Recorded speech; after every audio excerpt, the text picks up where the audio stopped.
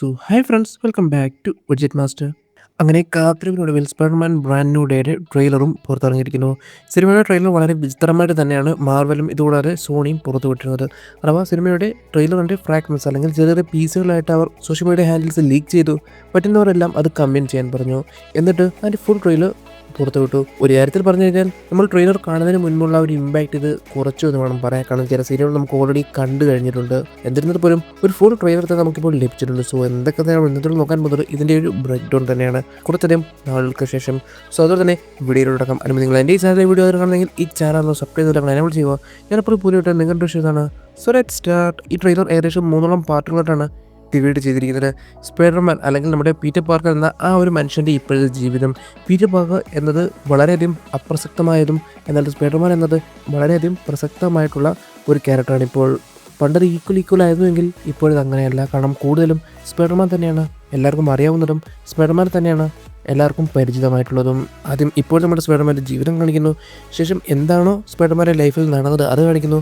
ഏറ്റവും ഒടുവിൽ അതിൻ്റെ ആഫ്റ്റർ എഫക്ട്സ് എന്നീ 3 ഘട്ടങ്ങളായിട്ടാണ് ട്രെയിലർ അവർ കാണിച്ചിട്ടുള്ളത്. ഈ ട്രെയിലർ ആരംഭിക്കുമ്പോൾ നമ്മൾ കാണുന്നത് പീറ്റർ പാർക്കർ പഴയ വീഡിയോസ് കാണുന്നതാണ്. അതായത് MJയുടെയും നെറ്റിൻ്റെയും MITയുടെയും വീഡിയോസ് കാണുന്നു. അവരിപ്പോൾ ഹാപ്പിയാണ്. അത് പീറ്റർ പാർക്കർ വീഡിയോ ആയിട്ട് കാണുകയും ചെയ്യുന്നുണ്ട്. ശേഷം നമുക്ക് പുതിയ ഒരു സ്യൂട്ടിൻ്റെ ഒരു ഫസ്റ്റ് ലുക്ക് ലഭിക്കുന്നുണ്ട്. നമ്മുടെ പഴയ സ്യൂട്ടിൻ്റെ ഒരു സിമിലർ ആണ് എന്നാൽ പോലും വളരെയധികം ടെക് അഡ്വാൻസ്ഡ് അല്ലാത്തൊരു സ്യൂട്ട് തന്നെയാണിത്. ലുക്കിൽ മാത്രമാണ് സിമിലാരിറ്റി ഉള്ളത്. ഇതിനകത്തുള്ള വർക്ക്സിലോ കാര്യങ്ങളോ ഒരു സിമിലാരിറ്റി ഇല്ല. ഇത് ബേസിക്കലി വെറും ഒരു സ്യൂട്ട് മാത്രമായിട്ടാണ് ഇപ്പോൾ സ്പൈഡർമാനുള്ളത്. ശേഷം തൻ്റെ ആ ഓർമ്മകളെല്ലാം വെച്ചുകൊണ്ട് സ്പൈഡർമാൻ മുകളിൽ നിന്നും താഴേക്ക് ചാടുകയും ചെയ്യുന്നു. അപ്പോൾ കണ്ണിലേക്കായിട്ടുള്ള ഒരു ക്ലോസർ ലുക്ക് നമ്മൾ കാണുന്നുണ്ട്. ശേഷമുള്ള തൊട്ടടുത്ത സീനിൽ നമ്മൾ കാണുന്നത് സ്പൈഡർമാൻ അല്ല മറിച്ച് പീറ്റർ പാർക്കറിനെയാണ്. സ്പൈഡർമാൻ്റെ ലൈഫ് നമ്മൾ കണ്ടു. ഇനി പീറ്റർ പാർക്കർ എന്താണ് എന്നുള്ളത് ഇപ്പോഴും ആ ഒരു ലെറ്റർ അഥവാ അവസാനമായിട്ട് പീറ്റർ MJക്ക് കൊടുക്കാൻ വെച്ച ആ ഒരു ലെറ്റർ ഇപ്പോഴും പീറ്റർ തൻ്റെ കയ്യിൽ വെച്ചിട്ടുണ്ട്. ഇത് മാത്രമല്ല ശേഷം നമ്മൾ കാണുന്നത് നെഡിനെ തന്നെ, അതും 4 വർഷത്തിന് ശേഷം. അഥവാ MITയിലെ ആ ഒരു പഠിത്തം മറ്റും കാര്യങ്ങളെല്ലാം കഴിഞ്ഞു. ഇപ്പോൾ ലാസ്റ്റ് ഇവൻറ്റുകൾക്ക് ശേഷം 4 വർഷം കഴിഞ്ഞിരിക്കുന്നു. പീറ്ററിന് അവരെല്ലാവരും അറിയാം. എന്നാൽ പീറ്ററിനെ അവർക്ക് ആർക്കും തന്നെ അറിയുകയില്ല. ശേഷം തൻ്റെ അപ്പാർട്ട്മെൻറ്റിൻ്റെ ലൈഫ് കാണിക്കുന്നു. ഡെയിലി ലൈഫിൽ വളരെയധികം സ്ട്രഗിൾ ചെയ്ത് തന്നെയാണ് സ്പൈഡർമാൻ എന്ന ആ ഒരു മനുഷ്യൻ ജീവിക്കുന്നത്. കാലുകളിലെ ആ ഒരു മുറിവും മറ്റും എല്ലാം വ്യക്തമായിട്ട് കാണുകയും ചെയ്യുന്നുണ്ട്. പീറ്റർ പാർക്കറിന് ജീവിക്കാൻ എന്തൊക്കെ ആവശ്യമുള്ള സാധനങ്ങളുണ്ടോ അത് വളരെയധികം കുറവാണ്. എന്നാൽ മറിച്ച് സ്പൈഡർമാൻ ആവശ്യമുള്ളതായിട്ടുള്ള എല്ലാ സാധനങ്ങളും അത് റൂമിൽ തന്നെയുണ്ട്. കുറേയധികം വെബും മറ്റും ഇതുകൂടാതെ സിസ്റ്റവും എല്ലാം ധാരാളമായിട്ട് നമുക്കവിടെ കാണാൻ സാധിക്കുന്നു. അത് തന്നെയാണ് ഞാൻ തുടക്കത്തിൽ പറഞ്ഞത്. പീറ്റർ പാർക്കറിനെ വളരെ കുറച്ചും സ്പൈഡർമാനെ വളരെയധികം ധാരാളമായിട്ടും നമുക്ക് ഈ ഒരു സിനിമയിൽ കാണാൻ സാധിക്കുന്നു. എന്നാൽ ഒടുവിലേക്ക് എത്തുമ്പോൾ ഇത് രണ്ടും മെർജായി അല്ലെങ്കിൽ ബ്ലെൻഡായിട്ട് ഒന്നായിട്ട് മാറും. ശേഷമുള്ള സീനിൽ നമ്മൾ കാണുന്നത് പീറ്റർ പാർക്കറിന് ഒരു കീ നൽകുന്നത് തന്നെയാണ്. അഥവാ ന്യൂയോർക്കിൻ്റെ അധികാരം അല്ലെങ്കിൽ ന്യൂയോർക്കിൻ്റെ കാവലാളെന്ന രീതിയിൽ ഒരു കീ പോലെ അവർ നൽകുന്നു.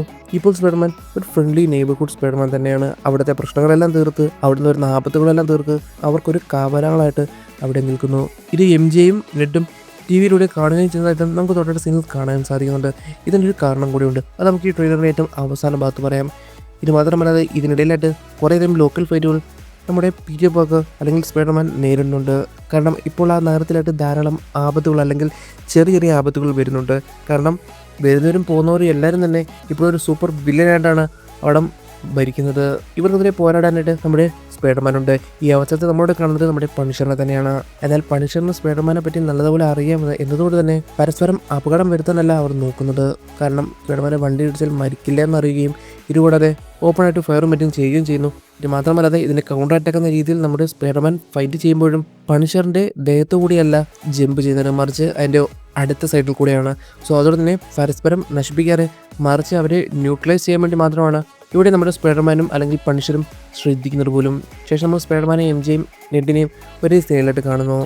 ഒരു വീട്ടിലായിട്ട് തന്നെ ഈ അവസരത്തിൽ MJക്ക് പുതിയൊരു ലവ് ലഭിച്ചു എന്ന് പോലും കാണിക്കുന്നുണ്ട്. കാരണം കോമിക്സിൽ പലതവണ MJക്ക് ഒരുപാടധികം ലവ് അഫെയർസ് വന്നിട്ടുണ്ട്. ഏറ്റവും ലേറ്റസ്റ്റ് ആയിട്ട് വന്നിട്ടുള്ള കഥാപാത്രമാണ് പോൾ എന്നത്.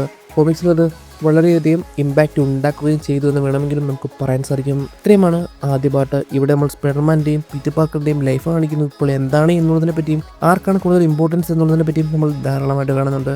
ശേഷമാണ് അടുത്ത ഭാഗം. സഡനായിട്ട് നമ്മുടെ സ്പൈഡർമാൻ അല്ലെങ്കിൽ പീറ്റർ പാർക്കർ അവിടെ വീഴുക തന്നെയാണ്. ഈ അവസരത്തിൽ പീറ്റർ ധരിച്ചിരിക്കുന്നത് അതേ ഡ്രസ്സ് തന്നെയാണ്. അതായത് MJയുടെ വീട്ടിൽ നിന്നപ്പോൾ ഏത് ഡ്രസ്സാണോ ധരിച്ചിരുന്നത് ആ സെയിം ഡ്രസ്സ് തന്നെയാണ് ഇപ്പോഴും ധരിച്ചിട്ടുള്ളത്. ഇത് മാത്രമല്ല ഈ അവസരത്തിൽ എന്തൊരു ഫൈറ്റ് നടന്നത് പോലെ നമുക്ക് കാണാൻ സാധിക്കുന്നുണ്ട്. എന്നാൽ ആ ഫൈറ്റിൽ പെട്ടെന്ന് തന്നെ നമ്മുടെ പീറ്റർ വീണു. സോ അതുകൊണ്ട് തന്നെ ഇമ്പാക്റ്റ്ഫുൾ ആയിട്ട് എന്തോ ഒന്ന് പീറ്ററിന് കിട്ടിയിട്ടുണ്ട് അല്ലെങ്കിൽ ലഭിച്ചിട്ടുണ്ടെന്ന് വേണമെങ്കിൽ പറയാൻ സാധിക്കും. ഒരു അക്രമം എന്ന നിലയിൽ മേ ബി എന്തെങ്കിലും പോയിസൺ ആവാം, അല്ലെങ്കിൽ എന്തെങ്കിലും ഒരു ഷോക്ക് എഫക്റ്റ് ആവാം.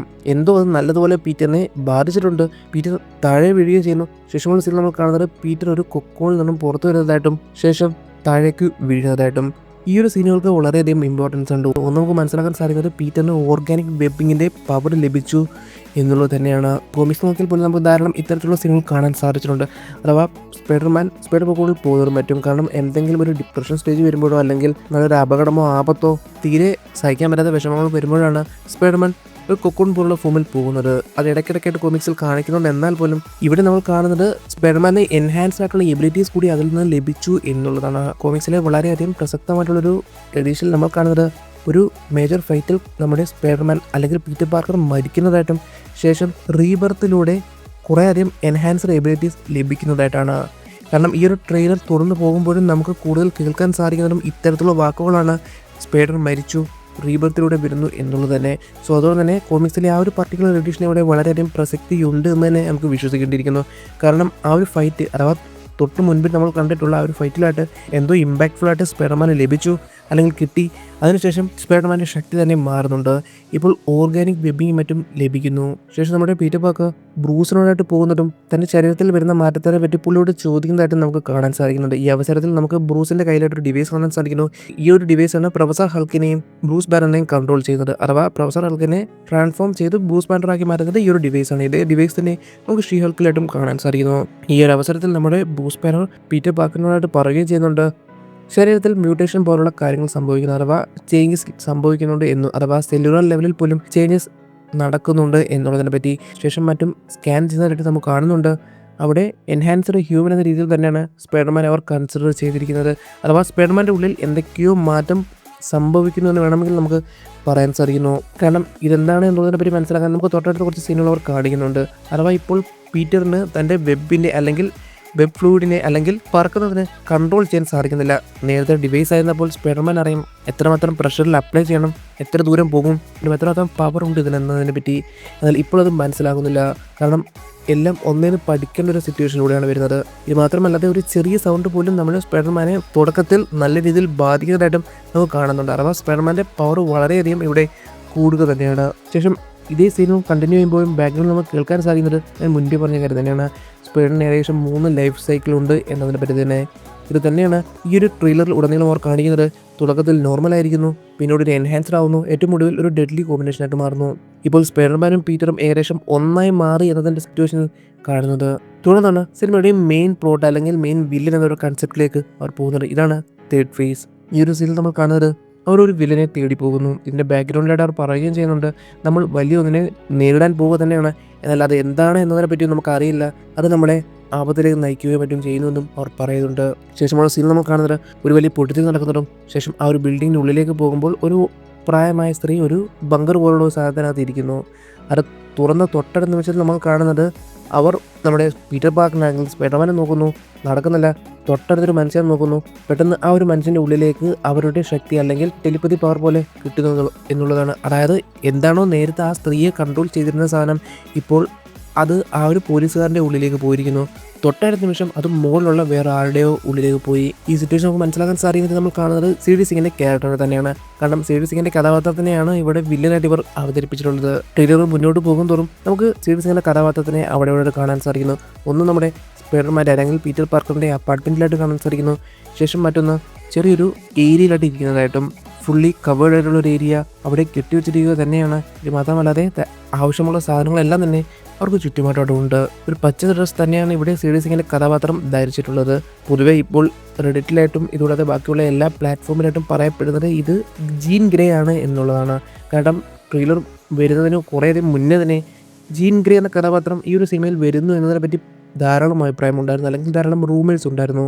എന്നാൽ സിറ്റുവേഷനെല്ലാം നോക്കുമ്പോഴും ഇതുകൂടാതെ ഈ പവറുകളെല്ലാം നോക്കുമ്പോഴും ജീൻ ഗ്രേ ആണോ എന്നതിനെപ്പറ്റി ഒരു കൺഫർമേഷൻ ഒരിക്കലും നമുക്ക് നൽകാൻ സാധിക്കില്ല. കാരണം ജീൻ ഗ്രേ എന്ന കഥാപാത്രത്തിന് സിമിലർ ആയിട്ടുള്ള പവറാണ്. മൈൻഡ് കൺട്രോൾ മറ്റും ചെയ്യാൻ സാധിക്കും, എന്നാൽ പോലും ഒരു സമയം ഒരാളെ അല്ല. കാരണം ഇവിടെ നമ്മൾ കാണുന്നത് ആ കഥാപാത്രം ആരെയാണ് നോക്കുന്നത് അവരെ മാത്രമാണ് കൺട്രോൾ ചെയ്യാൻ സാധിക്കുന്നത്. ഇത് മാത്രമല്ലാതെ ഐ കോണ്ടാക്റ്റ് അത്യാവശ്യമാണ്. പീറ്റർ പാർക്കറിന് ഐ കോണ്ടാക്റ്റ് ചെയ്യാത്തത് കൊണ്ട് മാത്രമാണ് ഇവിടെ കൺട്രോൾ ചെയ്യാൻ സാധിക്കാതിരുന്നതും. എന്നാൽ അതേസമയം നോക്കുന്ന ഒരാളിലേക്ക് പെട്ടെന്ന് മൈൻഡ് കൺട്രോൾ ചെയ്യാൻ സാധിക്കുന്നു.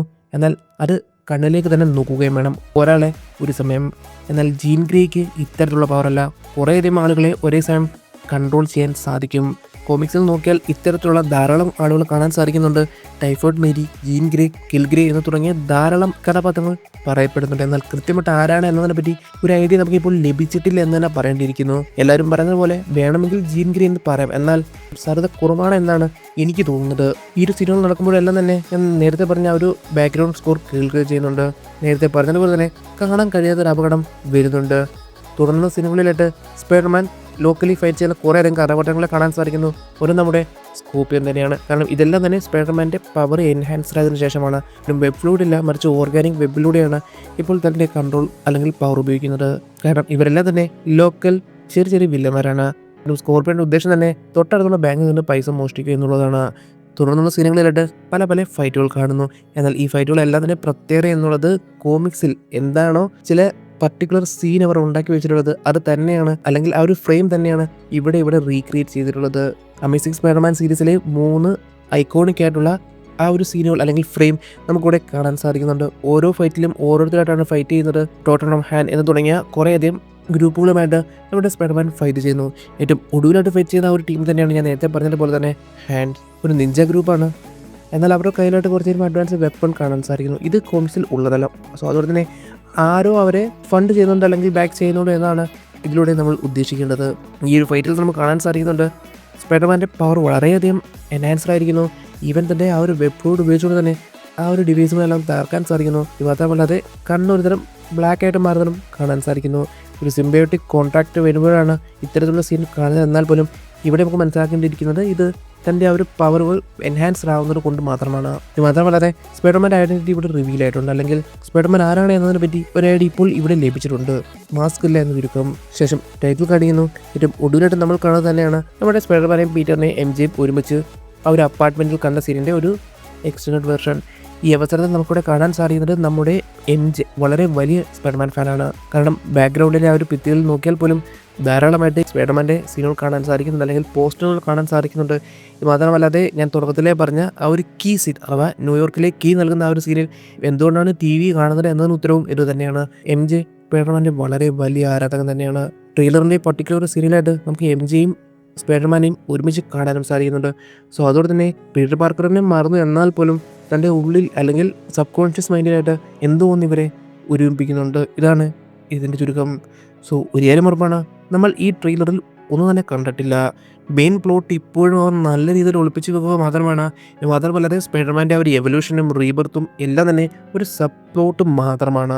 ഇതിൻ്റെ മെയിൻ പ്ലോട്ടുമായിട്ട് ഇതിന് വലിയ ബന്ധമുണ്ടാകാൻ പോകുന്നില്ല. മേ ബി പീറ്റർ പാർക്കറിൻ്റെ ലൈഫ് ത്രെട്ടൺ ചെയ്യുന്ന എന്തെങ്കിലും ഒരു ഇവൻറ്റ് ഇതിലൂടെ വന്നേക്കാം. എന്നാൽ അത് തന്നെ അവർ ഓവർകം ചെയ്യുക തന്നെ ചെയ്യും. മേ ബി ബ്രൂസ് ബാനറിൻ്റെ ഹെൽപ്പ് ഇതിന് ലഭിച്ചിരിക്കാം. എന്നാൽ മെയിൻ പ്ലോട്ട് നമ്മൾ കണ്ടിട്ടില്ല.